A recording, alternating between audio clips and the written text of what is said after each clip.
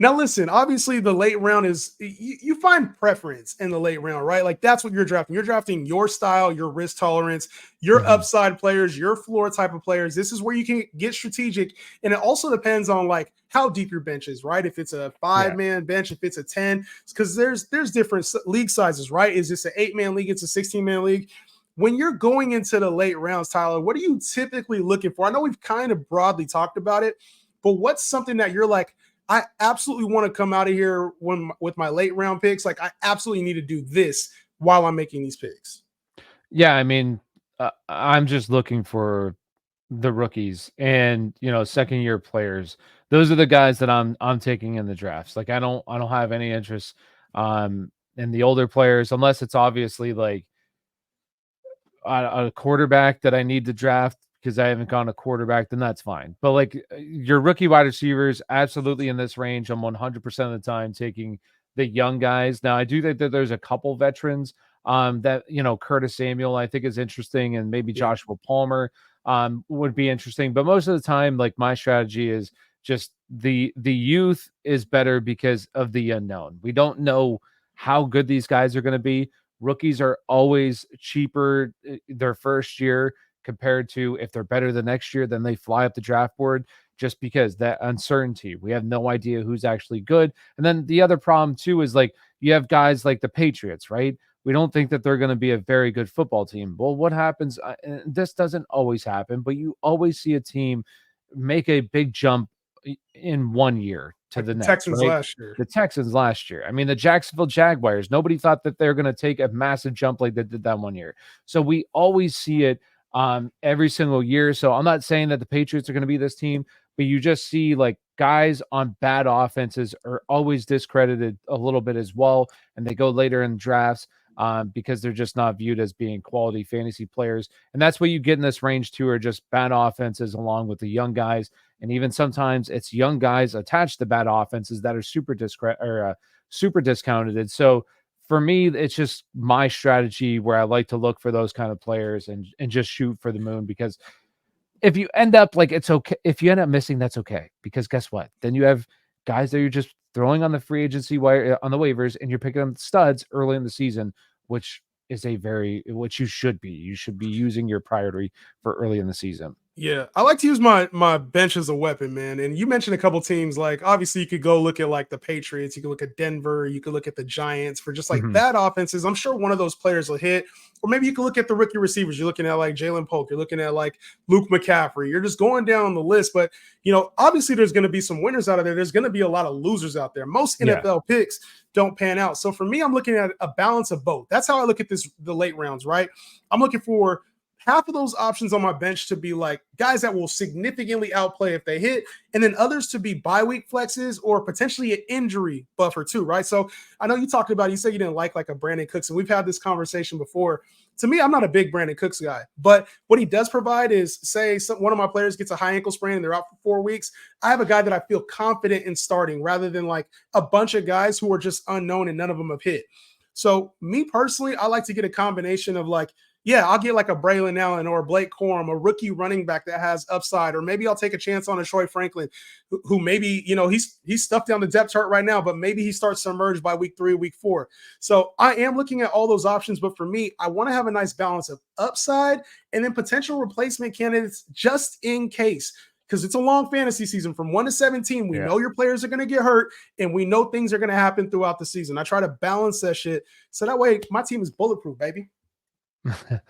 No, I understand that. I just go for the upside because I also believe in myself as a manager to manage a team. Like there's a lot of guys to pick up, and I'm very like I'll wake up at 3 o'clock. I'm one of those people. I set my alarm. I'm looking at the guys who get passed up on waivers, looking That's at 12 o'clock turning my my time, roster. so I'm lucky. Oh yeah, that's nice. I gotta set alarm for that. But yeah, I mean, I understand what you're saying with Brandon Cooks, but I do think that like if you're just constantly churning your roster, you'll be able to find guys. And that's also another thing too. Like I think people get so hung up on like I got to draft my guy, and then they just hold on to them for too long. You know what I mean? Like, and you got to be okay with just missing. Like most of these picks are going to be misses anyways. That's the kind of shit that just happens. Like you're not going to hit on every single pick. and especially the late round picks you're not going to hit on. So being okay to just let go when the guy you thought was going to be great, Quinn Johnson of last year, I'm sure a lot of people really liked him. You got to learn to just let it go and then trim your roster, because this is just like the building blocks, right? But And then the that's rest a of the tough thing season. though, Tyler, because you talked No, about players like absolutely. Jalen. You know what I'm saying? You talked about players like Jalen Polk and you talked about Troy Franklin, right? Or even last year, you were talking about a guy like Rashee Rice. There's a lot of people who gave up on Rashee Rice in your thinner leagues, right? Than your 8-man Yeah. or 3-man leagues. A lot of people cast him to waivers because they're like, he hasn't figured it out yet. Jaden Reed was probably on waivers until about week 8 or week 9 before he really started to take off. So what do you think about that? Because one thing I think Yeah. is, you got a guy like Chuba Hubbard, or you take Ezekiel Elliott, or you take a Rashad Bateman, guys that are starting, they're producing and maybe not to the level, but it's not a player you just want to throw back, right? Whereas these rookies, sometimes you are holding out because you're like, man, in week 8, I know that they're going to be solid. I know if they get a role, I'm going to want this player. They could be like, like a Jonathan Brooks. I'm holding out on him until the fantasy playoffs because I think he'll be good. When's the time to throw these guys back and give up? So I personally think that for wide receivers, the most important thing is when they start to see the snaps. If they're starting to run the routes and they're not getting any targets, you don't typically. I don't want to say don't typically. They can see more targets as the season progresses. But like it was very clear early on with Quinn Johnson. Everything fell right with Quinn Johnson last year. Guys got hurt. Mike Williams got hurt. He had all the opportunity in the world and just was not producing with that opportunity. So if I draft Jalen Polk and I see he's starting, he's running the routes, and for like 3 weeks he's not doing anything, 4 weeks still not doing anything, then it's just time to cut bait. Like maybe later in the season he can, but he's had all the opportunity in the world. He's not getting targets. So I do think there's a fine line. But then with the running backs too, is like you got to kind of wait because last year with Devin Singletary or Devon Achan, he did not suit up the first week of the season. Then the second week of the season, he was already cut too because he barely played and he was actually playing. So I do think like for me personally, I try to wait 4 weeks at least with some of these guys. And there can be even guys that I'm just okay with cutting bait with right away. Sometimes I just draft the last spot on my roster. It's just somebody I don't even believe in. That way I can just at least cut them for somebody to churn in the beginning of the season, because there are really significant players every single year early on that you need to pick up in fantasy football. And another thing too is like if you play with the defense and kicker, I mean, cut bait with one of those guys and just Yeah, pick those up are the easy guy drops. and just like see how the week kind of plays out, make a last second decision, go ahead and cut them or pick up a new defensive kicker. But yeah, I just look at try to give 4 weeks or at least until I need a bye week fill in and then really make my decision on what to do with a guy that was a sleeper for me. See, I guess I played a little bit differently. Like for me, I look at the Patriots situation and I'll just take KJ Osborne or Kendrick Bourne, and then I'll just wait until I see a little something, an indication that lets me know, all right, Jalen Polk's a player I believe in. Now it's time to go get him maybe a week early because a lot of people are going to cut Jalen Polk after week 3 if he's not starting. Like, so I tend to play it a little bit differently. Like I'll get the more solidified option, the starter, in case they break out early, and it's a guy like a Thielen that actually sticks over a Mingo, right?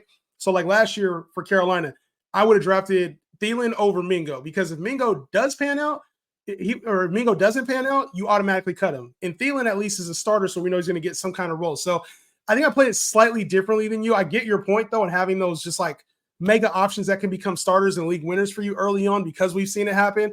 But for me, man, I guess I played a little bit safer on the bench side when it comes to that. But that's why we got different strategies, Tyler. That's why me and you, we provide different analysis. And for those who are watching, make sure to drop us both a follow. We'll be back next week.